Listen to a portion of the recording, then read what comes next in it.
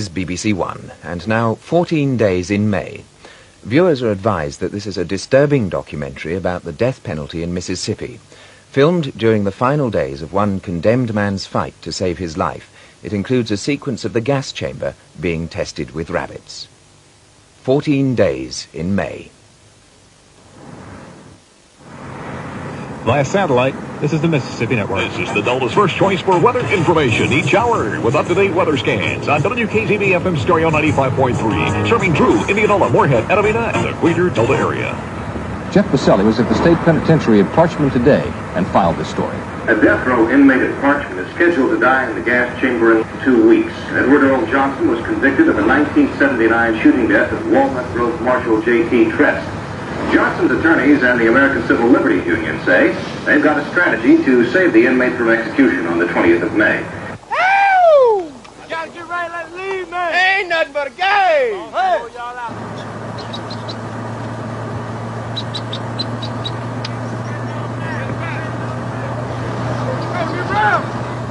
Did you need to talk back to me? Go to hell, man. Go to hell. Now get this new grind. Thank you, boss. I don't need that mouth.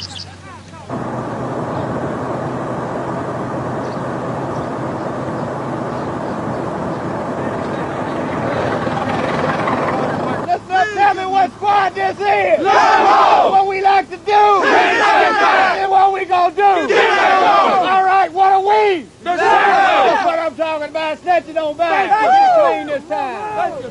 Get it clean this time. Ain't nothing but a game.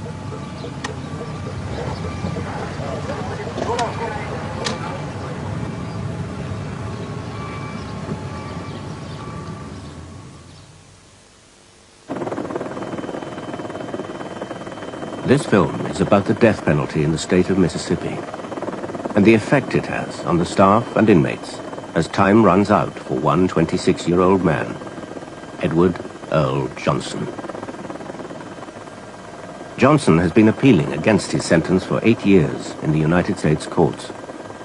He was convicted in 1979 of killing a Mississippi town marshal and the attempted rape of a 60-year-old woman. He has spent the last 8 years on this death row and has always professed his innocence.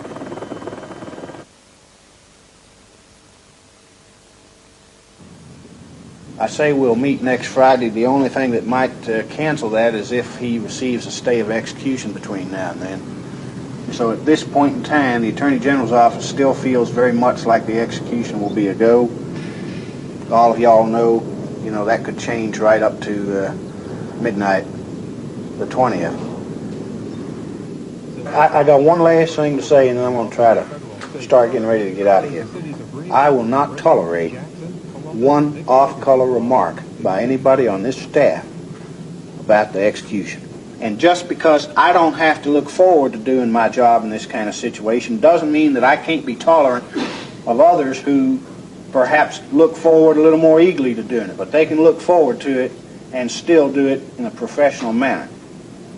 And I assure you, I've never been more serious about a threat that I've made since I've been here. If I hear anything that I don't like from staff of this institution, they are going to answer to me directly and personally. I'm sure I'll be stuck with an action later, but the personnel department will have to clean it up, and that's a promise. I'll get rid of it.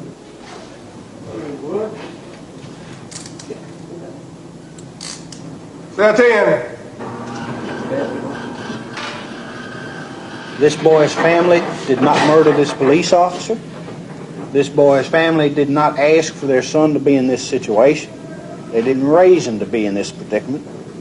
And I've done some checking and looking into records and stuff as a matter of curiosity, and this guy isn't from some family of bozos, This guy represents a situation that could happen to anybody. You got some heartbroken parents that spent 7 years trying to figure out what the hell went wrong. We don't execute rapists and armed robbers anymore, and so when we do execute people, we execute people that situationally anybody could find themselves in the same shoes. You get a bad mixture of booze and bad character, or dope and booze and poor judgment, and my son Your son, your daughter could end up on death row, and by God, that doesn't make me bad. That does not make me bad as a parent, and that means that that family is entitled to a modicum of respect from this department and this institution. I'm going to have it.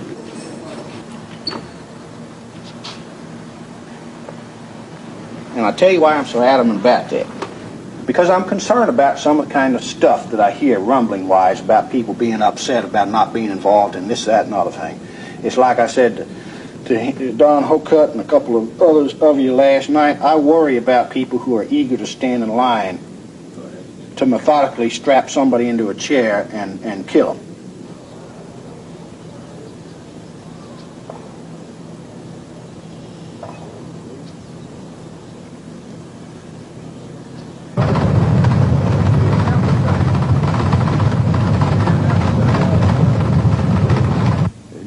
Tough, I ain't kidding.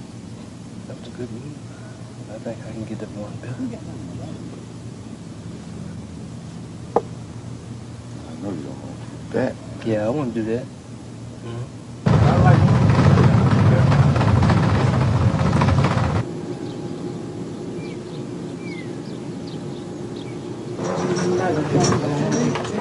Oh, no.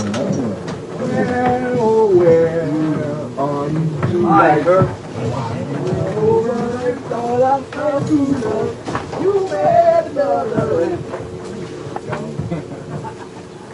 All right, folks.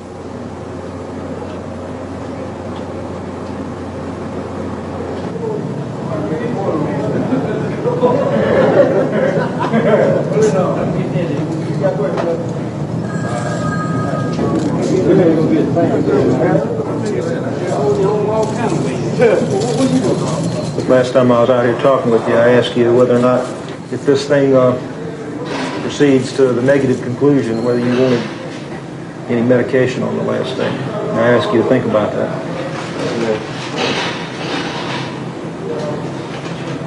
What do you think?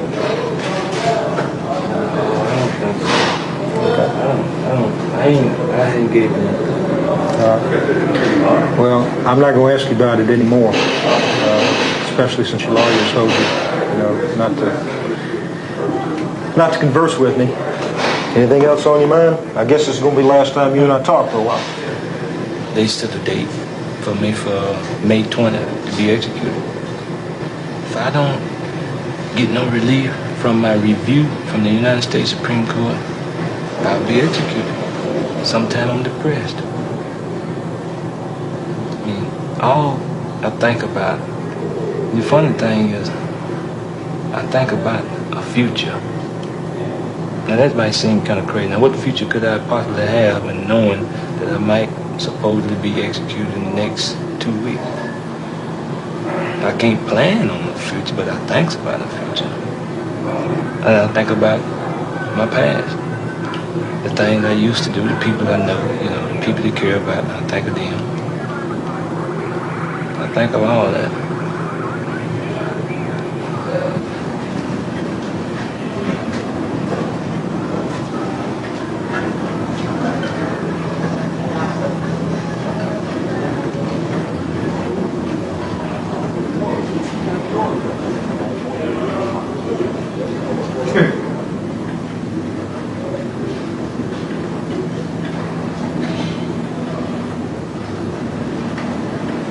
At the scene of the crime, where Johnson allegedly robbed a 60-year-old woman and killed the local town marshal, an old Buick car was seen. Because Johnson owned a Buick, he was arrested with others and put in front of an identity parade. The woman who was robbed and nearly raped had known Edward Johnson most of his life. After she saw me, she told the investigators that she knew me and know that I wasn't the one that I broke in her home, because She told them that you weren't. she told me I wasn't the one. She said the person who broke in was about my size, but was maybe a little heavier and had a full beard. And at that time, I don't have no beard, never had one. And after that, they let me go. They picked me up again. They said they asked some questions. They asked me about the gun, And they kept badging about the gun. that didn't work, so they asked me would I be willing to take a lie detector test. So like I told them, you know, I ain't did nothing. Yeah, I'd take it. So I freely, you know, gave them permission. Yeah, I'd take a lie detector test. So that means they had to take me to Jackson. On the way to Jackson, they pulled over. They told me, "You gonna tell us something, what we want to hear, or you ain't going." They said, "Nigga, all we have to say is that you jumped out the car and ran."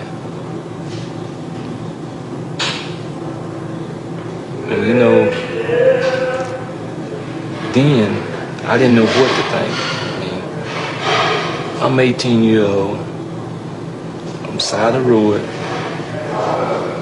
with nobody around to say anything in my behalf. I mean, you know, it's on a Sunday evening late. I don't know nobody in this area. Nobody's behind me, following me, none of my relatives with me. I got a sheriff and an investigator with me.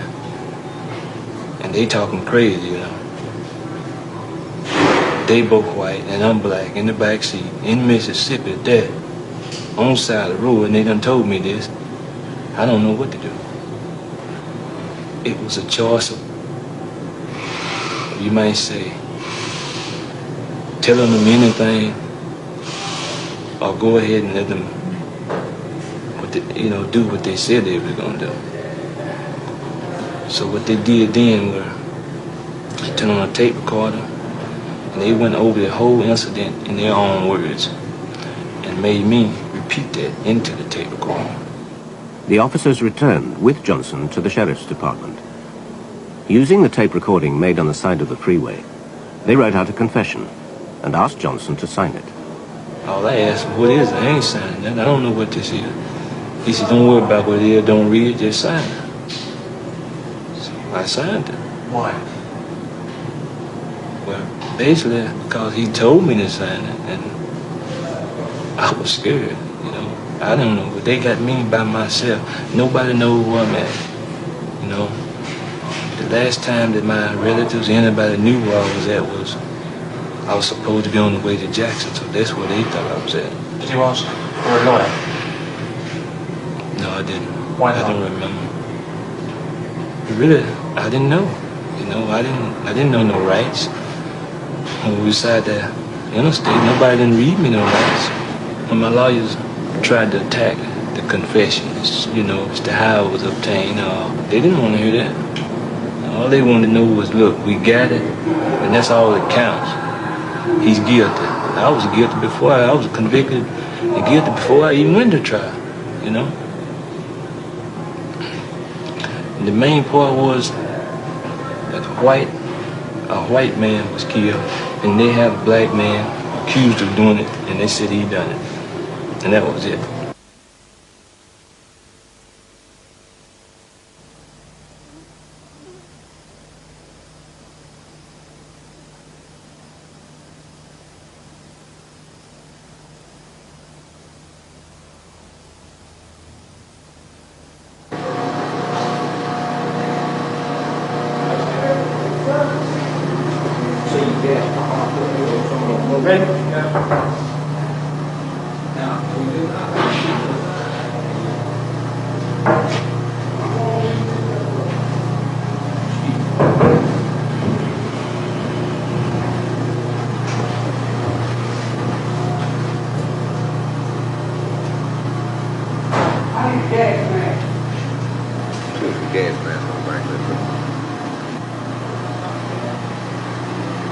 Man, what'd you do with the gas mask?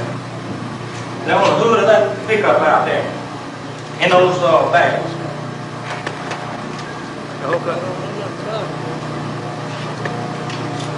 Don, ready for the cyanide?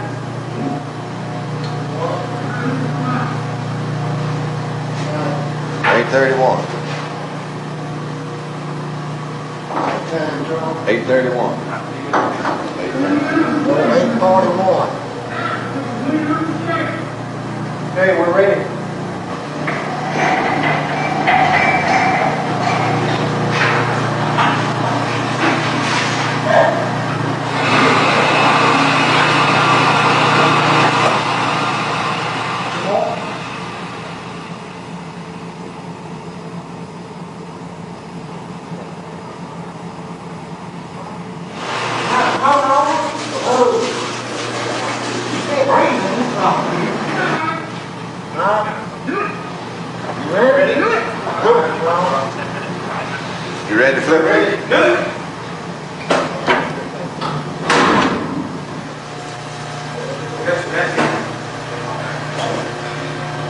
I did it wrong in there. Come on. Look at it, that man.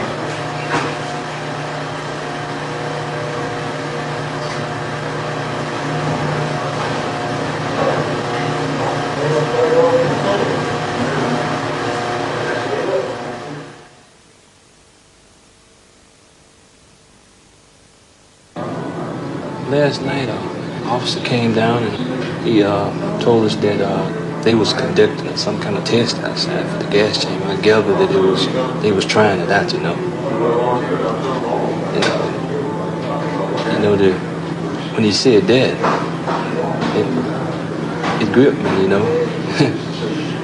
And, you know, they trying it out.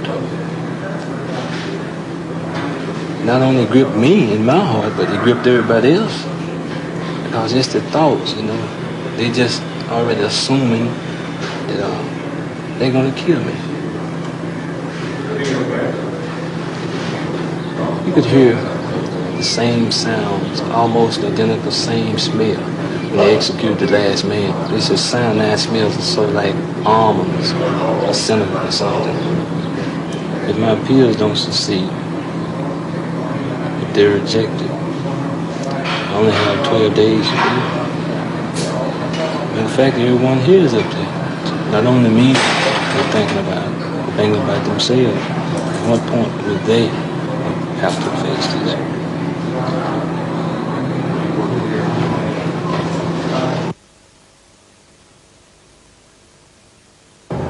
Do you personally believe in the death penalty? I guess the best way to answer that is to give a qualified yes. And I don't believe in it as a deterrent to crime because statistically, I don't think you can prove or disprove whether it's really effective as a deterrent or not. I think the death penalty represents nothing more than the ultimate punishment for the most heinous crimes that society feels have to be dealt with in a final fashion. I certainly have little trouble believing it for child killers, for people who, like this young man, murdered a police officer. I'll have to admit, 20 years ago I felt pretty strongly opposed to the death penalty. But then I was just back from Vietnam and was just beginning a career in corrections, and I think I thought that after what I'd seen and participated in Vietnam, that there had to be a better way to do things other than killing, no matter what the purpose was. But 20 years in corrections has a way of influencing your outlook on things, and I think there has to be an ultimate penalty.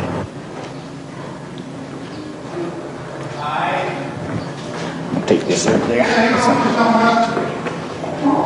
Okay, I'm going to come on around and I'll meet you on the other side. They'll go ahead and let you through there and I'll come meet you on the other side, okay? Okay. Leo!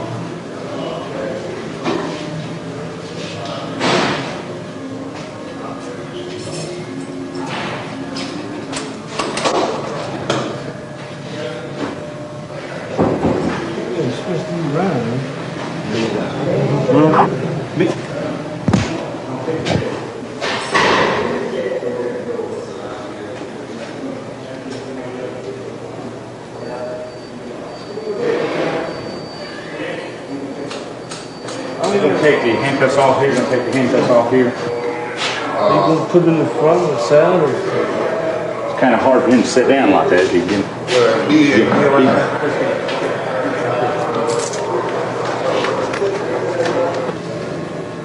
It may never get to the 20th. It may. God may intervene before the 20th ever gets here. Scripture talks about him working in mysterious ways. And, so it may never get here. It may get here, and you may have to face it. But I know that what you're saying is the frustration of getting up for tomorrow and then getting down again. Getting down. But overall, this is what I think, Captain. Overall, it's all in the hands of God. It's you know, doubt clouds in at times. But you know, if you put your trust and your whole heart in it, in God, see, He erase all that doubt. Yeah. And give you a feeling of, you relax. You just don't have no worries.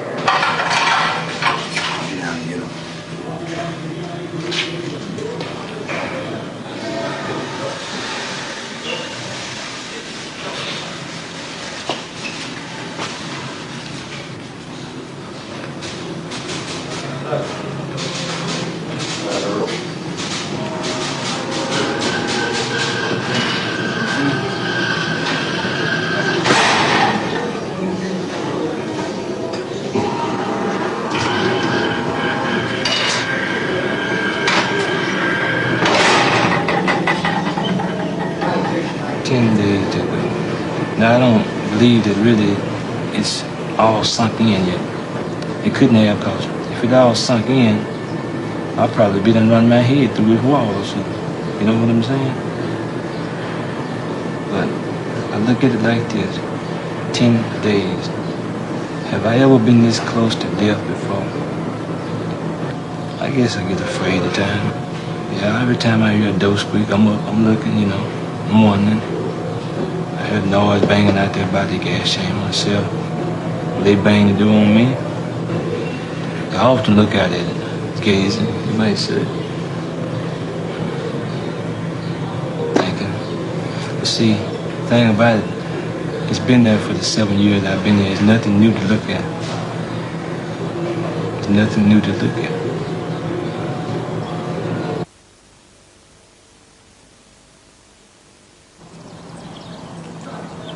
I'm sort of straddling the fence as far as the death penalty is concerned.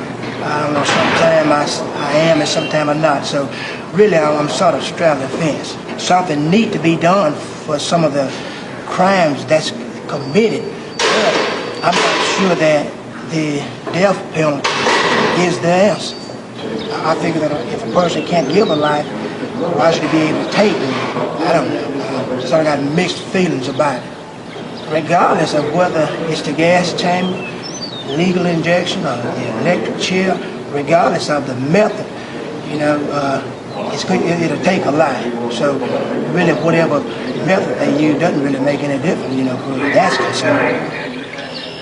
One thing common of all of us here is that we have no money.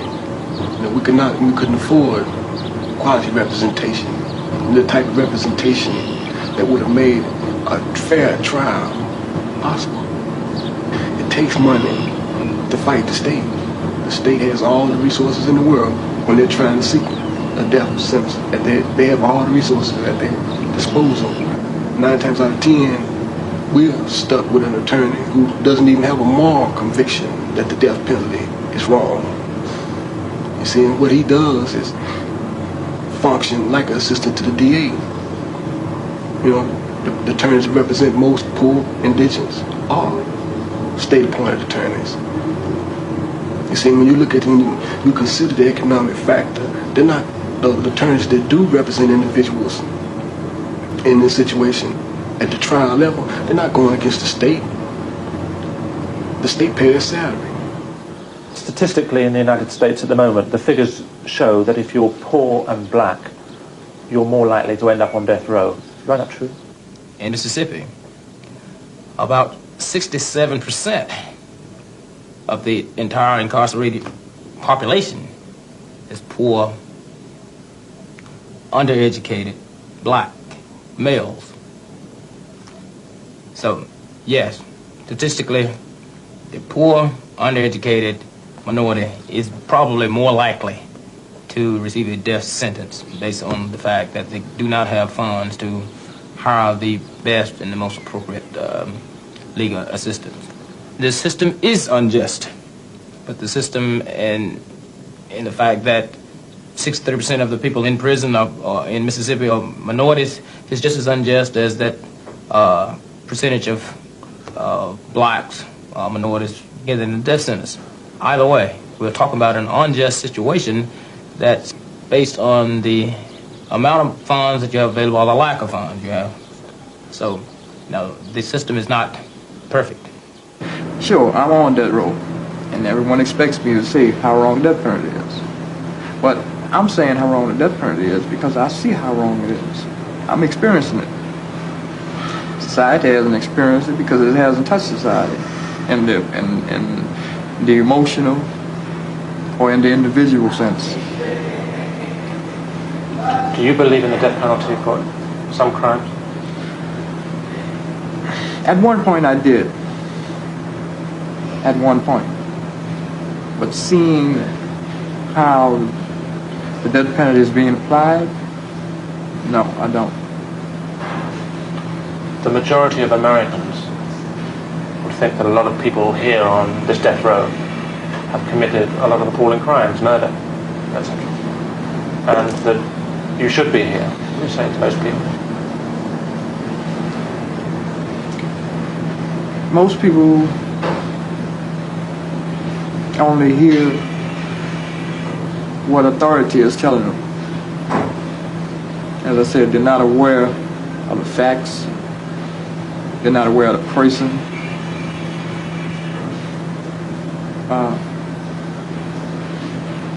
I feel they're being misled. Well, I've been in this situation for 11 years. Initially, I was charged with capital murder and convicted in November 1976. How have you coped with that 11 years? It's a long time. It's a long time. I guess my belief in God has something to do with it. And I've asked myself that question before too. You know, as a black person, as a citizen of this country, you know, my people have always had to endure oppression and repression and of this kind. You know, so it's part of my experience. You know, it's in my consciousness. You know, to cope. And I feel the same way about Earl. That, you know, I share the experience. What he's going through, I'm sharing that with him. The psychological torture that's involved. Because that's what it is. You know, up to the point where they take him out and execute him. You know, it's torture. I mean, we all go through this. We all going through this with him. Everybody here. But it's a bad time.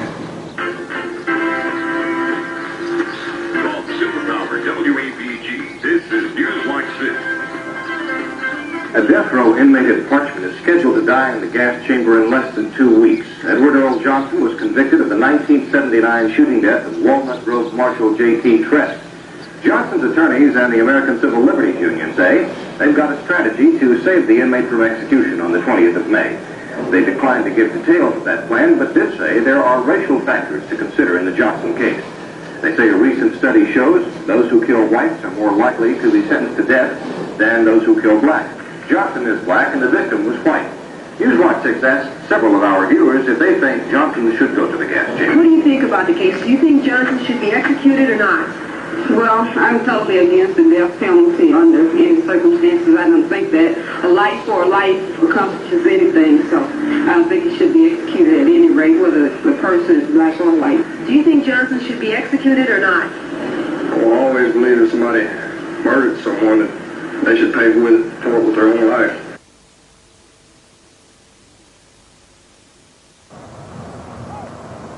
The conditions here are similar to slavery times. The only thing difference between now and 1860 is the year. The word games are just that, you know, it's mostly like a make-work situation, whereas rather than just sitting idle as we do, to give them something to do, you know, cleaning up around here, cutting grass, digging ditches, you know, it's slavery modified into today's world. You know, it's just a big plantation that's been changed by the name. You know, instead of calling it a plantation, they call it a farm. But, you know, there's no difference in it.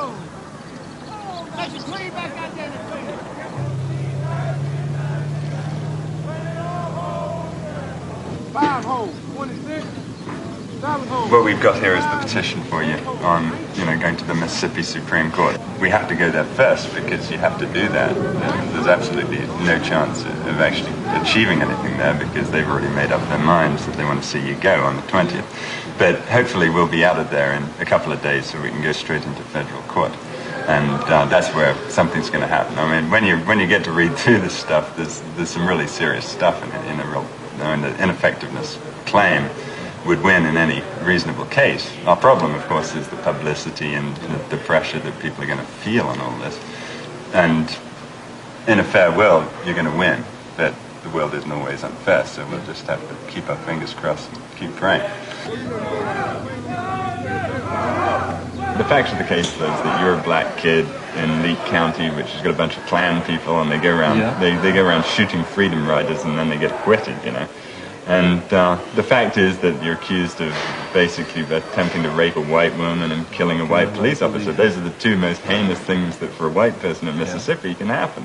The fact that they misadvised you is one prong of what we have to show. The other side we have to show is that the result would have been different. Whatever happens, we're going to file in the federal district court on Friday because we can't wait any longer. We're talking about next Wednesday for the date. So if we file then, there are two options. Either we'll get a stay right away if he believes everything we've said in the petition, or he'll think there are some procedural bars and we've got to have a hearing on this, in which case we'll probably have a hearing on it Monday morning. And at that stage, he'll either give a stay or not give a stay Monday afternoon. The last two cases we've had got stayed the day before the thing. Yeah. So, unfortunately, it's a nasty experience to get that close to the thing. I'm beginning to feel the pressure personally a little bit more than I thought I would a week ago, or even a month ago. I think probably that's increased since I've talked to this guy a couple of times. I haven't forgotten what he's here for, but there's no question that over a period of time, some of the barriers you might think would be there forever begin to come down a little bit, and I probably am going to avoid talking to Johnson any more than I have to from here on out until Tuesday, when I'll probably be spending a fair amount of time with him. Are you sure he's guilty? I think I'm as sure as I think you can be from reading the record of what happened. The testimony was pretty clear. I don't have any difficulty with that. Are you expecting a stay? I think it's a possibility, but I think because of the way things are going, that it could be rather late in the game. As these things go, I don't expect a stay, if one comes, until probably Monday at the earliest, and very possibly not until Tuesday. All right, the week's half over. We're almost to Friday. Can't get much better than that except payday. We're getting him up here now. We're going to have to talk to him and kind of just catch up on what arrangements he wants to make concerning the execution, his meals, and all that stuff. How has he been behaving? He, well, for the last 6 months since I've been over here, no problem. No problem so far. How you doing, Edward? Okay? Yep. All right? Yep, come on. You mind coming on in and let me talk at you for a minute like we did last week? Barry, you want to call me?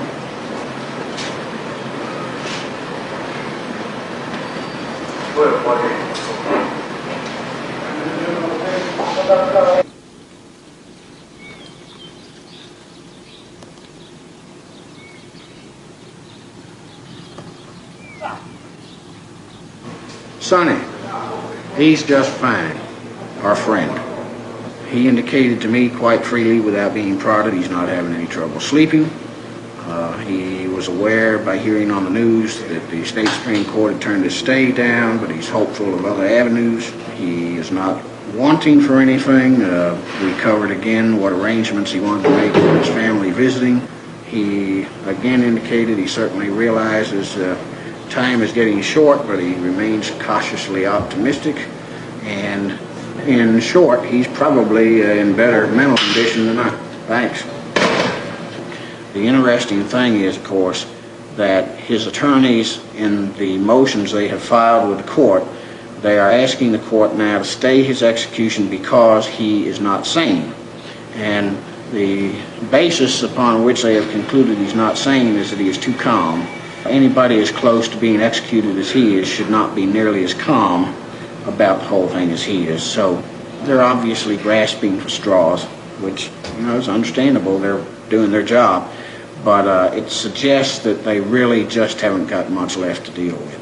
Now a convicted killer's last resort. Today, the state Supreme Court denied a request to delay the execution of Edward Earl Johnson. He's scheduled to die next Wednesday. The nation's highest court previously refused to hear Johnson's last direct appeal. His lawyers are asking the justices to reconsider. The decision from Washington could come Monday. Johnson is on death row for killing a Walnut Grove town marshal.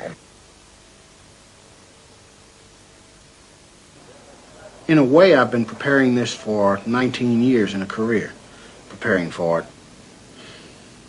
I think that I'm beginning to understand, and probably will understand even better after the execution, why, strangely enough, over the years, at least in this country, a number of wardens who have performed large numbers of executions in the 30s and 40s when they were prevalent, nonetheless, despite the fact they did the jobs and pulled the switches or pushed the buttons many, many times, were nonetheless very strong opponents of capital punishment. They did the jobs and they did it frequently, far more frequently than anybody in my generation of wardens would have to do. But nonetheless, they were opposed to it. And I have a feeling that when this is all over, I don't think I'm going to suddenly make any great changes and become an opponent of capital punishment. But I think that I'm going to be able to better understand the search for another way. They're just starting to feel. It's just now people are starting to realize that it's probably going to happen. But there's still people that'll, all the way up until the last day, even people that do get executed sometimes don't even believe they're going to be executed till they get in there.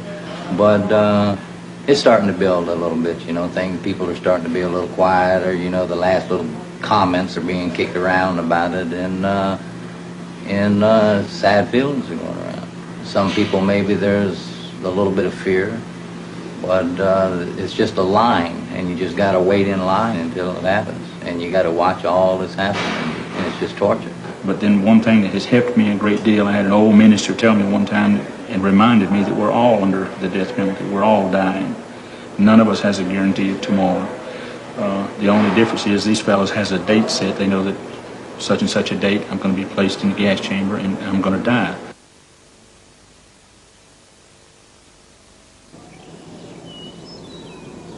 As of yesterday, the Attorney General's office was of the opinion that he would not be granted relief by the state Supreme Court. They have also filed a petition for clemency with the governor. It does not appear that the governor will grant relief on that request, although he has to have a hearing on it. His greatest hope at this point in time lies with the Federal District Court in Jackson, Judge Barber, who has handled this case on previous occasions. There's probably at least a 50-50 chance that Judge Barber will grant a stay of execution. However, there is some discussion as to how long the stay will be. It could be 6 months, it could be 2 months, it could be a week, it could be a few days. We're going to proceed on the assumption that even if the execution is stayed for the 20th, that it will not take too terribly long for the stay to be dissolved, so that we can continue to be in a state of preparedness for this. I think probably, unless somebody moves very quickly today, and I honestly don't expect that, we're going to come down to the wire on this thing. The chamber has been thoroughly examined by manufacturing reps and by us, and will be examined again by us Sunday and again Tuesday afternoon. I don't expect any difficulties, but I want you all to be aware, for those of you who have a role in this thing, however indirect it may be, that if there's a malfunction of some kind, if the solution in the cyanide did not mix properly, the execution will be carried out. It's simply a process of having to clear the chamber and do it again. Obviously, I think everybody hopes that doesn't happen. But I want this staff to be professional. We're going to discuss how we did what we did and what we can do to improve it, because there are going to be other executions here in the next year, a year and a half, 2 years. This boy's mother is a part-time law enforcement official. He comes from a relatively good family. They are entitled to some dignity in terms of the way we do our jobs. Now, for those of you who are in the custody ranks in particular, and believe me, I understand. Because I've worn the uniform too, I understand this man killed a police officer. That doesn't change anything. If he killed one of your best friends on the guard force, we'd still have to carry this out in a responsible fashion. We have to repent, and we have to come to the knowledge of the truth. We have to accept Jesus Christ as our Savior. And I know, Edward, that God is working on you. I see evidence of things taking place in your life, that I know that God's not left you alone, that He's with you. I really feel it, although, like you said, there still need to be, I believe, a deeper repentance on my part. And I just have to wait and let God work on me with that. I've seen things in you that I see God dealing, and I see God bringing you to a place of repentance that you don't have anything to worry about, not a thing. But you know, it's like I told you, God knows your beginning and He knows your end. He knows Edward Johnson better than me, better than anybody. God knows you, because God created you. Defense attorneys for convicted murderer Edward Earl Johnson tried again today to postpone the execution of their client, now scheduled for this coming Wednesday. Governor Bill Allain, however, refused to make a decision on granting executive clemency, saying that was premature. As of this time, though, it appears the execution may take place as scheduled. Jeff Baselli was at the state penitentiary at Parchman today and filed the story. While his attorneys are reportedly employing more radical tactics to save their client, prison officials say that Johnson has all but resigned himself to his fate.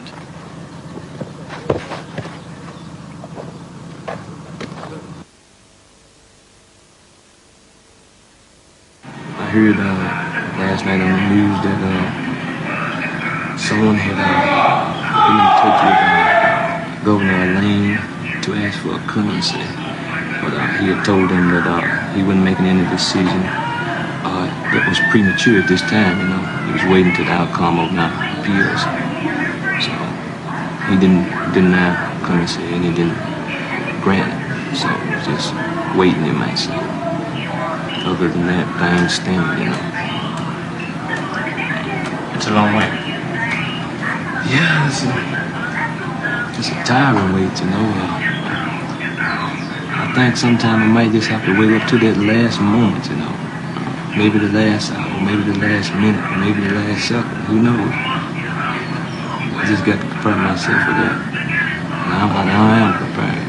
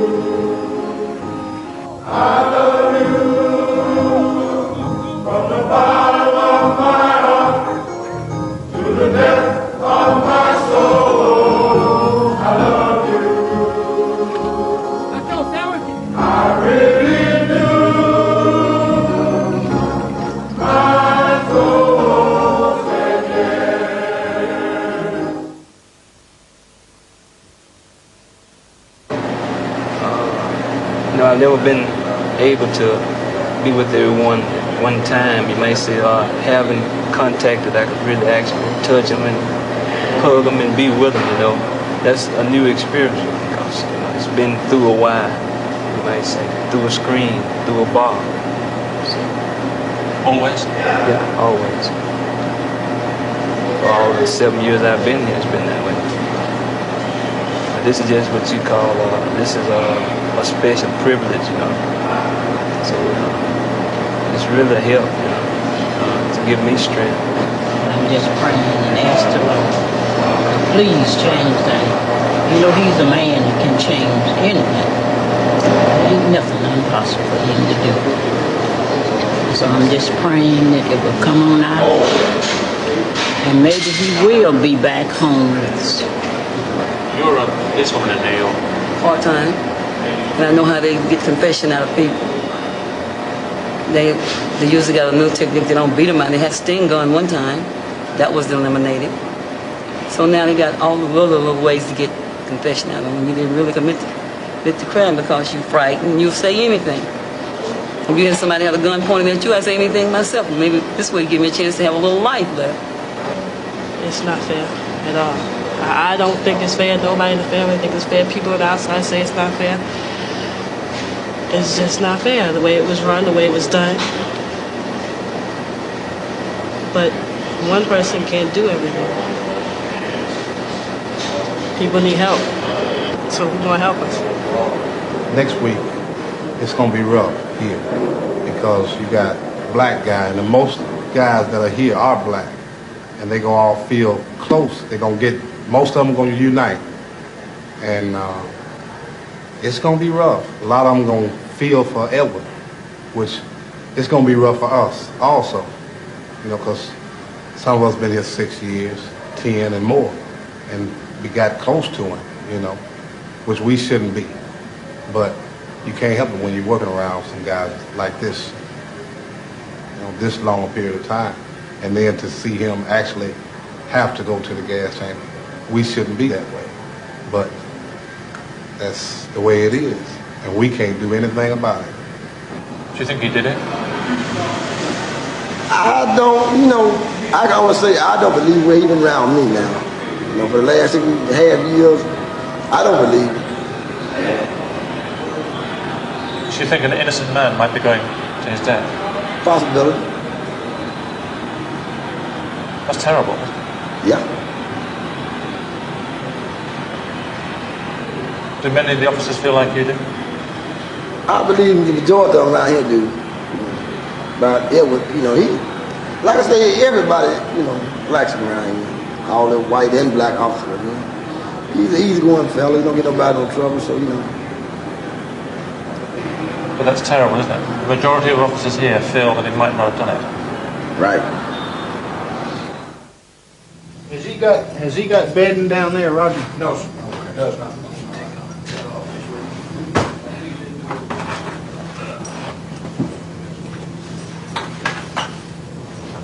You can just take that and put it on top of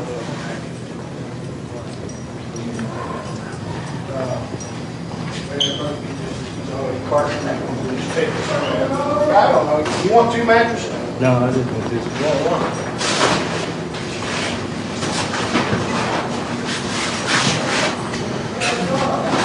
I want you to get that straightened out after we get settled.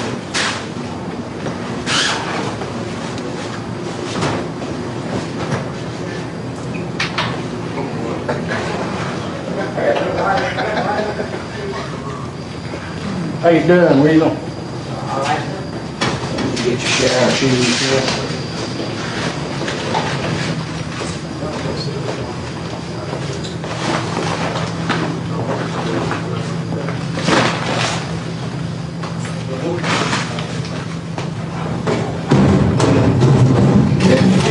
Looks like we got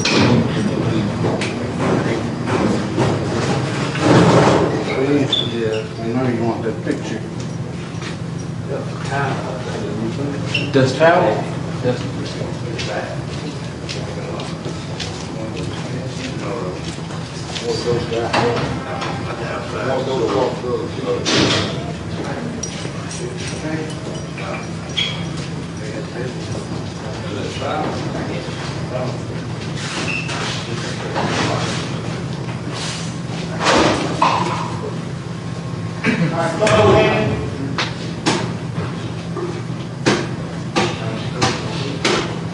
Code 14.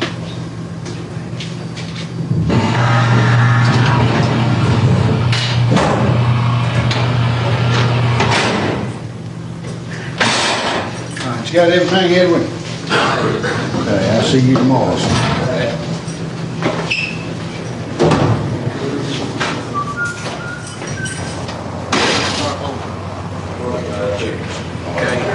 sure each time you check on him specifically and ask, see if he needs anything, okay? All right.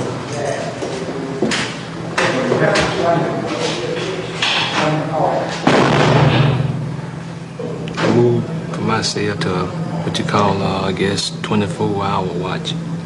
See, and they move you 72 hours before your execution is carried out.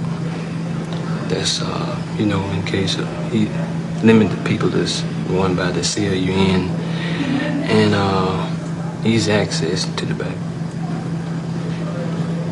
I really don't know what to say. All our hearts are with you.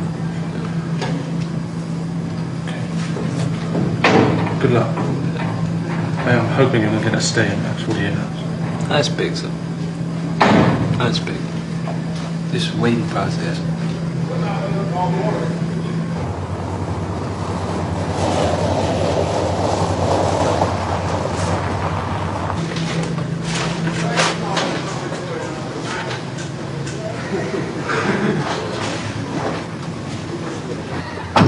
Hi, Rod.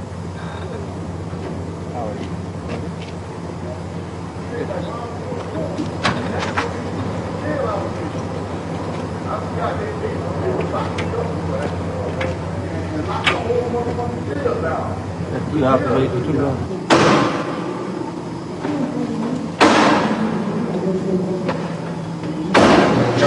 So you don't have a shirt on? Inmate don't have a shirt on. Yeah.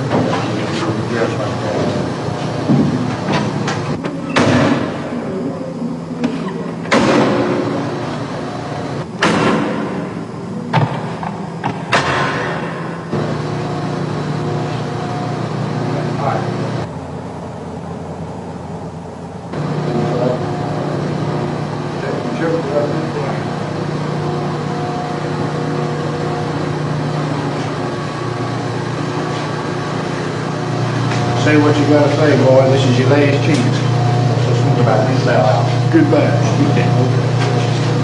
just told you this is okay what it was on here.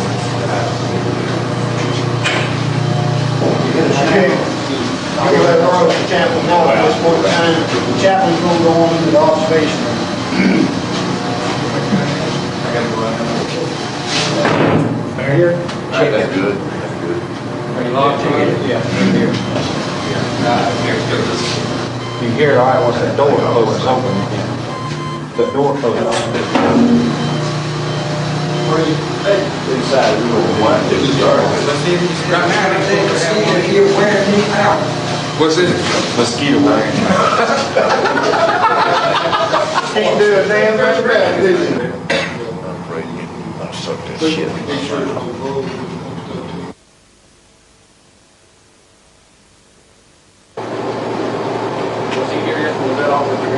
He was here, but he was back on the back, so he didn't get to work.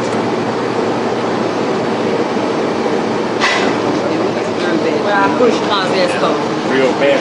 Real bad. Raining. Real bad.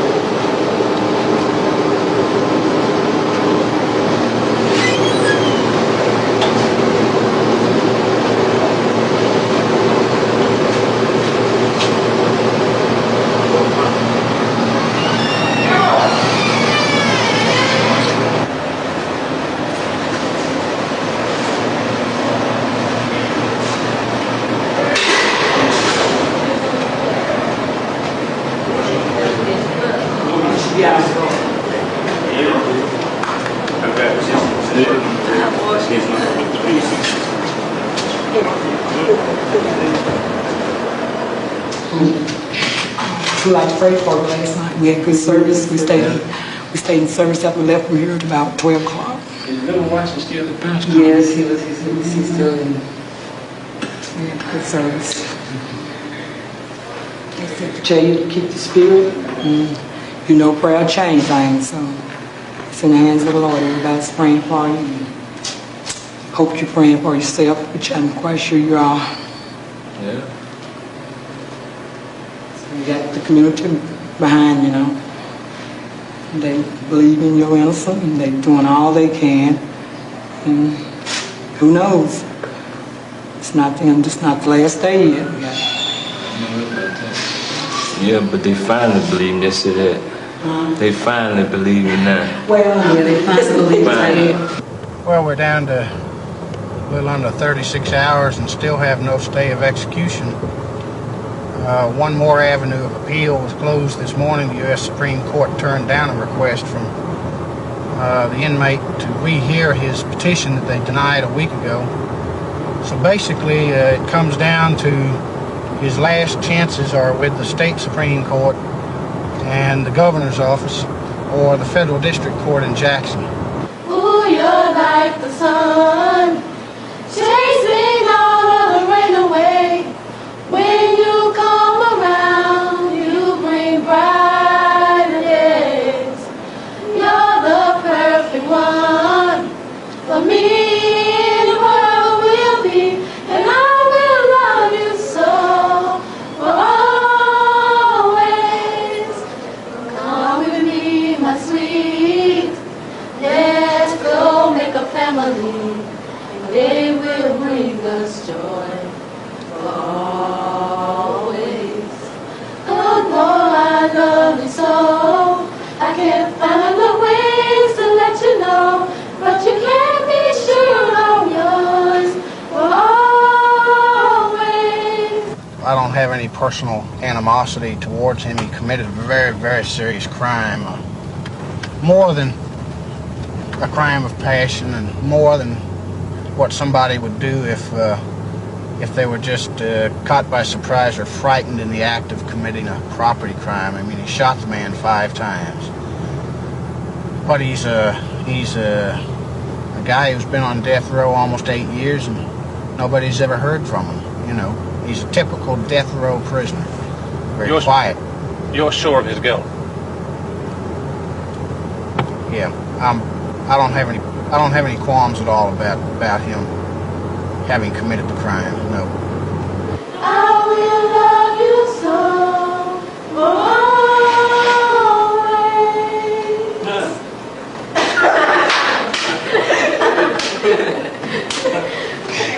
Don't we can't cut that off. Undoubtedly, I think the legal system has always worked on the basis of some difference in terms of what a private attorney, a private, well-paid attorney can accomplish for somebody and what a public defender can accomplish. That's a flaw in the system, but I don't think it has to be a fatal flaw. I think we have to worry about, is the person guilty? Did he clearly, beyond all reasonable doubt, commit the crime? Well, you know, he told me to call him about 6. Another hour? You want to call your office? Okay. Okay. All right. He just met with Judge Barber. They had a hearing on some of the procedure things that was in the appeal that he filed. And he's in the hearing right now. Clyde is. That was Ken Rose. Yeah. He told me to call back in about another hour. You need to let me know something. All right. This is a classic situation. Wardens find themselves, you make choices about your death row inmates, you know.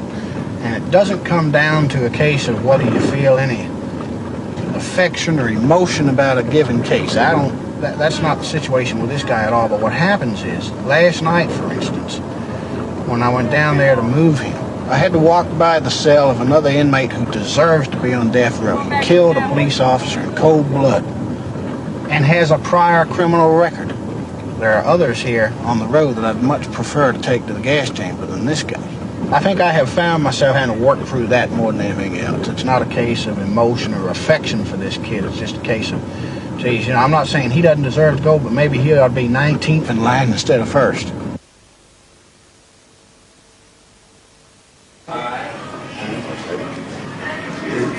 All right. Good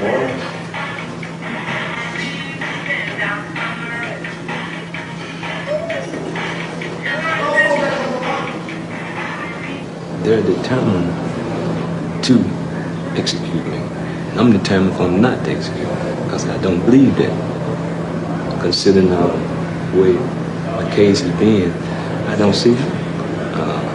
And I don't believe it for 1 minute. And I refuse to break anyway. I can't do that. I refuse to. Now, it's good now that I can be, around my family to hug them, let them sing to me and stuff like that. And that really give me a good feeling. They give me more strength, and I give them strength. We draw off each other. And another thing is that I think about from non-contact in 7 years, I think about all the other things I missed. Like I haven't even seen the moon say about 3 times in 7 years. And out of that 7 years, there hasn't been one time that I actually got a chance to go outside and to look up at the stars and the moon, And it's a weird feeling.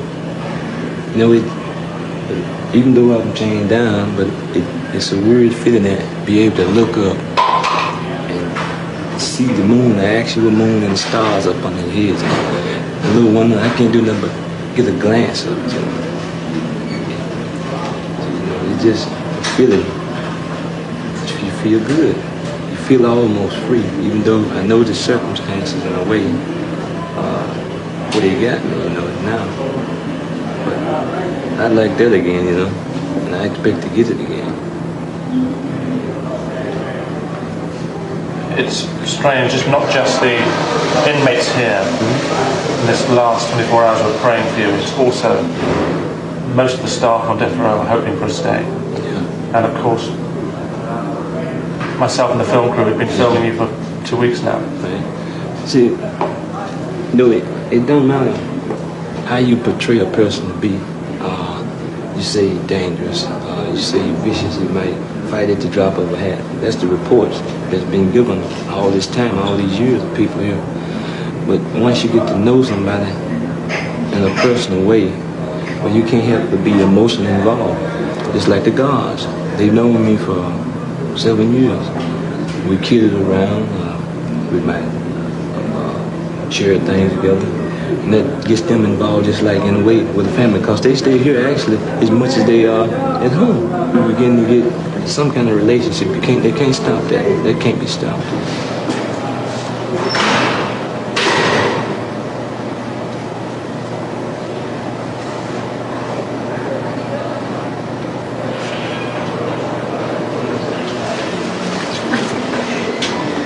You surprised to see me back? No, I'm hoping to see you.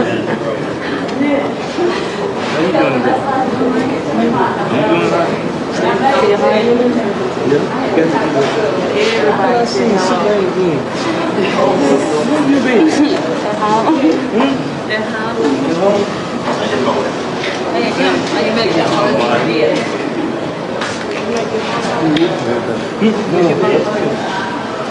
gonna make it 11.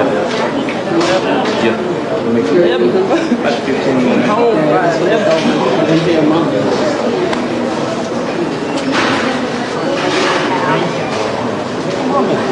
Your mom is?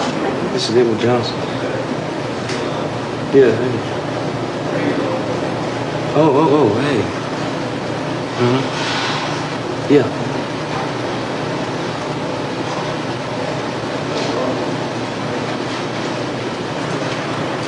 Yeah, well, glad I told him to call about, this time,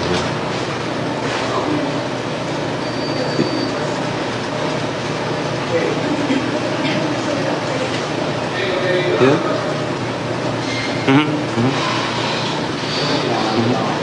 What is that? Oh. Okay, then. I'll just wait. Okay, then. Well, let's see.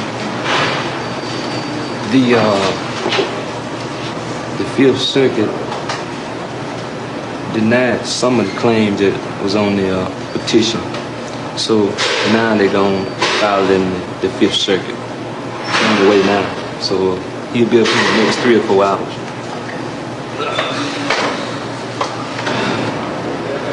Just keep praying. Meanwhile, Edward Earl Johnson sits on death row in Parchman, scheduled to die in the gas chamber at a minute after midnight. Don Cabana, warden of Parchman and acting corrections commissioner, says he's spoken with Johnson every day since the decision to execute him was made. My conversations with him, I'm impressed with the fact that he's at peace with himself and has accepted the reality of this situation right now. Cabana says the final stages of preparation at the prison have already begun. For this afternoon, Cabana says an institutional emergency situation will be declared, during which traffic through the prison will be limited as the final hours are counted down. Earlier today, Judge William Barber denied a request to stay the execution, and Johnson's lawyers have appealed to the Fifth Circuit Court of Appeals. In the name of Jesus Christ who died for us. Amen.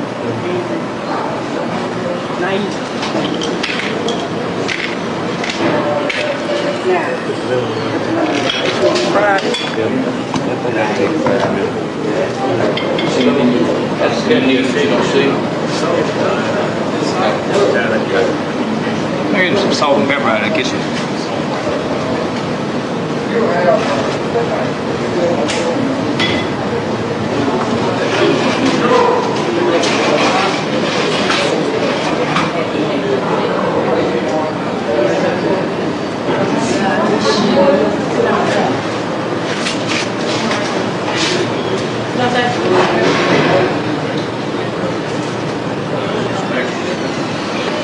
See something else? Everything's there? Call if you need.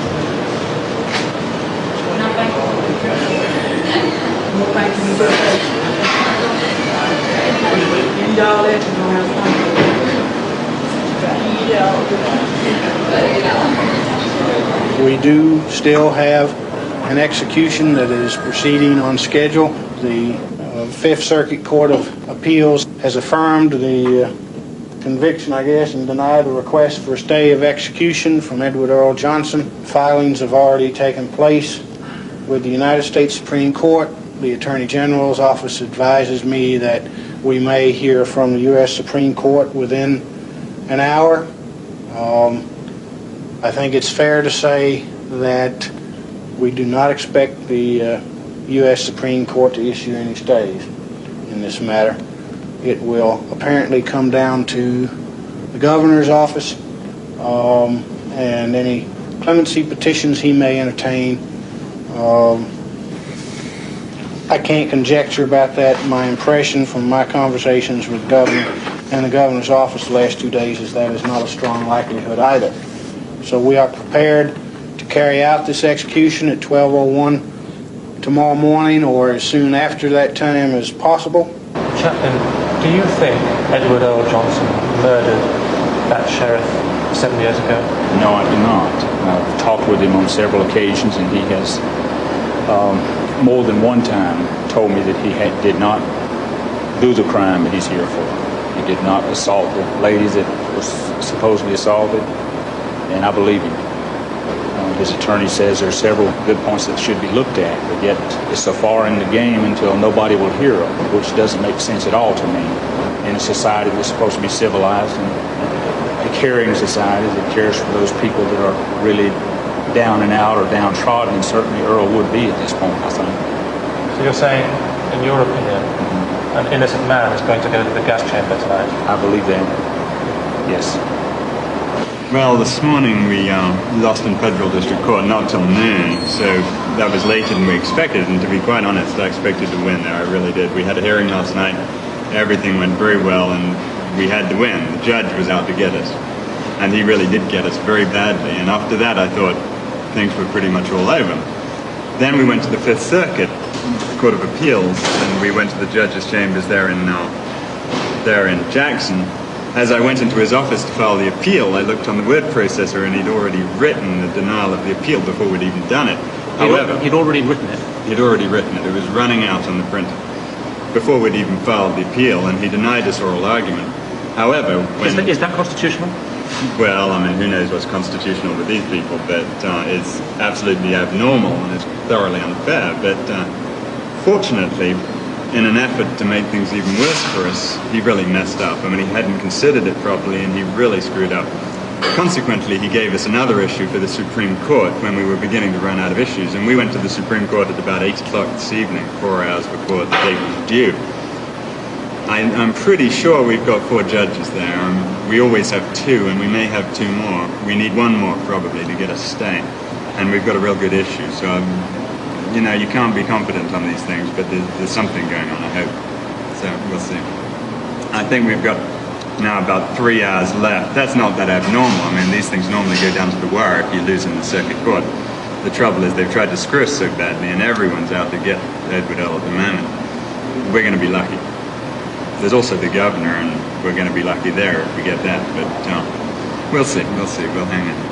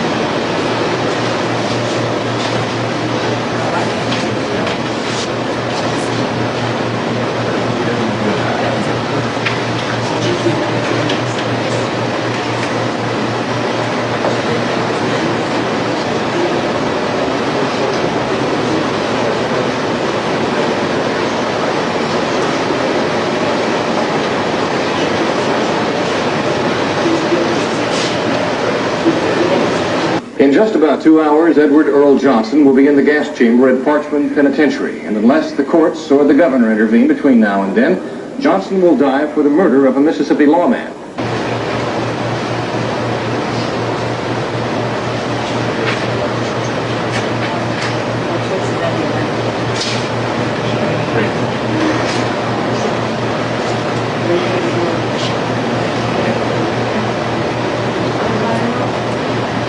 Johnson's attorneys are expected to fight the execution to the last, but Parchman officials are proceeding as planned, and at 4 p.m. today, the penitentiary entered a state of emergency operation. Very cool. We're ready to send you later.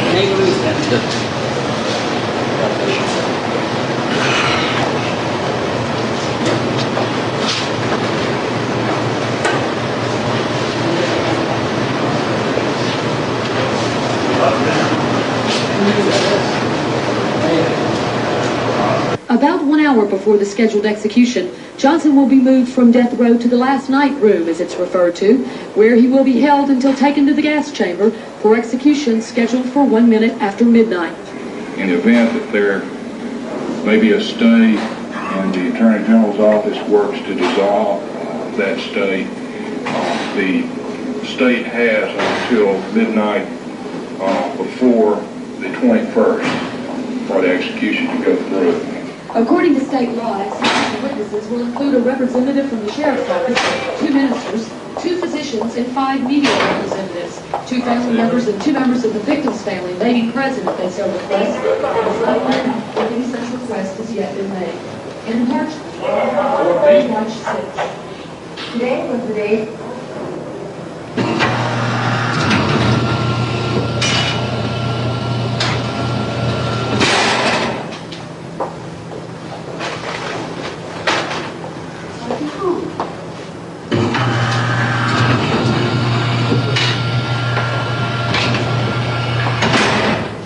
Seems very, very bad. I'm still not without hope. You know, I still just can't give up. But it looks real bad. You know, it looks very bad now.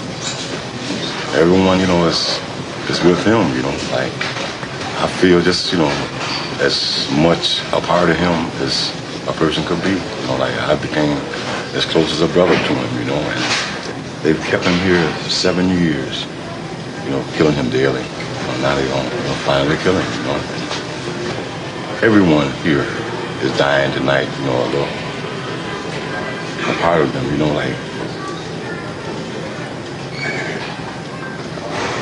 I can never be the same after this. I can never be the same, you know, like, we're supposed to be vicious and cruel, but this goes beyond anything that anyone could ever do. Lord have mercy. Call Kenny and see what happens with the governor, right? All right, have him let us know as soon as we can. Bye-bye. Score. 7-2, for Christ's sake. Yes. No, yeah, not cool.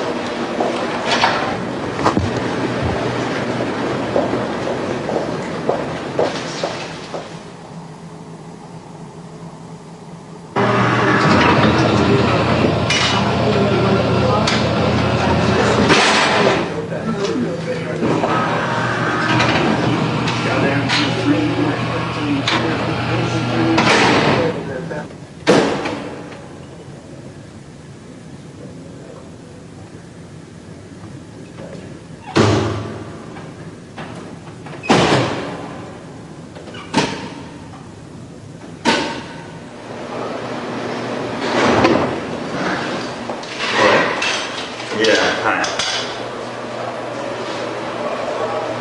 Oh yeah, I talked with him about that.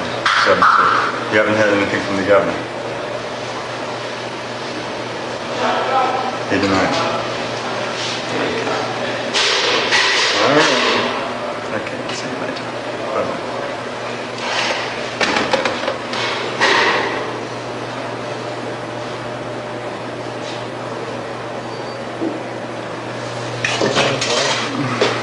That's the end of that.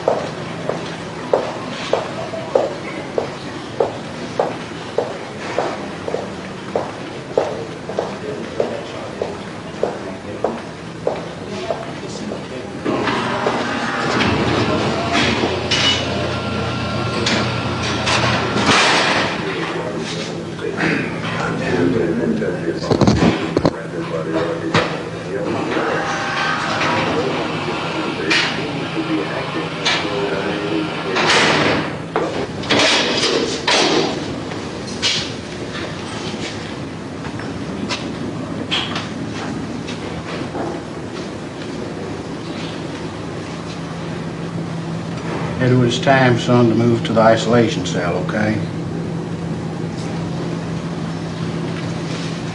Hit the door.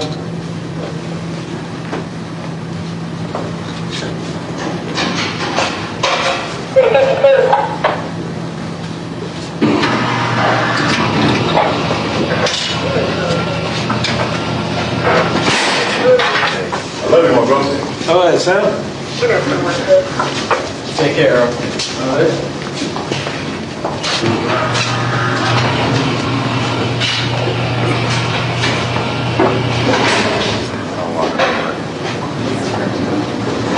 Okay.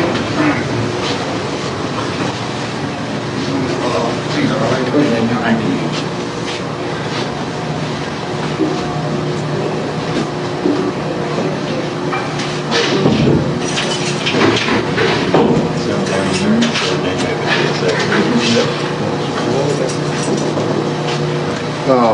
The chaplain's going to need to come on back through there in just a second.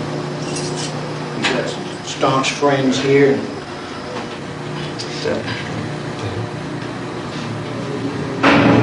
Don't get through this together. Did you eat any of that shrimp they brought you this evening? Oh, yeah. You said you'd never tried shrimp before, is that right? No.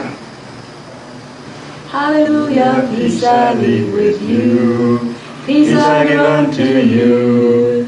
Peace I leave with you. Peace I give unto you. Peace I leave with you. Peace I give unto you. Not as the world gives, give unto you. Peace I leave with you. Are you sleepy? I'm going to sleep in a minute. No, I'm sleeping. I'm just extra tired. I guess it all, comes in on you. That just comes in on you, you get tired, strained, you're waiting. Well, call me, come through. Gotta keep everybody else up. I'm not really down now. I'm sleeping. When we take you inside, they'll have to attach some go around, I forget what you call them, doohickeys that go to the electrocardiograph machine. They may need to remove a little hair to do that. That will happen at about 1:45. And at that point in time, we'll have about 5 minutes before we remove you from the isolation cell, okay? I've got about 11:33. Got about 12 minutes until the medic comes in and about 17 minutes until we remove you from the room, okay?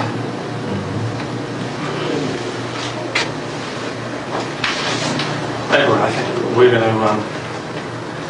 we'd like to leave you with people here, okay? I think it's time for us to go. We want to say goodbye to you. Our hearts are with you, and we're still praying for you.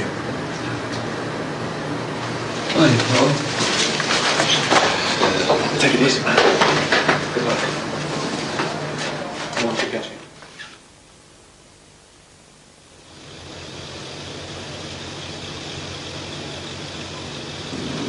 Ladies and gentlemen, at 12:06 a.m., Wednesday, May 20th, Edward Earl Johnson was executed in the lethal gas chamber here at the Mississippi State Penitentiary in conformance with the sentence of the Circuit Court of Leake County.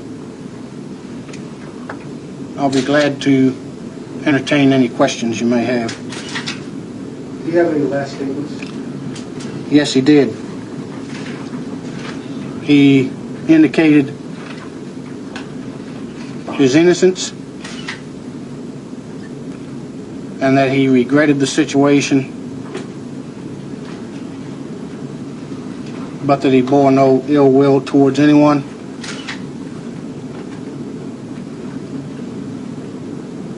And he was thankful that the process was coming to a close for himself and his family. And stated that he was not guilty.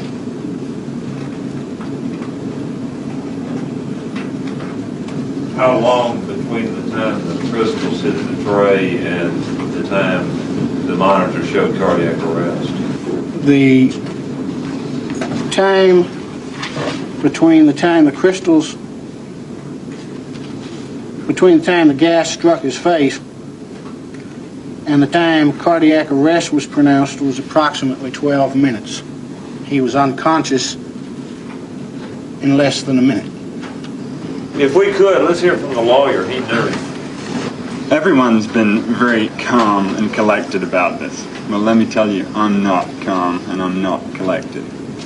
I just came from talking with the family, and I asked you rhetorically what I was meant to say. What I was meant to say, why it happened. I stayed with Edward Johnson. I had a privilege to stay with Edward Johnson for the last hours of his life. And I can say he was a lot more calm than I was. And I can only say this. when the family asked me why, all I could say was, it's a sick world. It's a sick world. Thank you.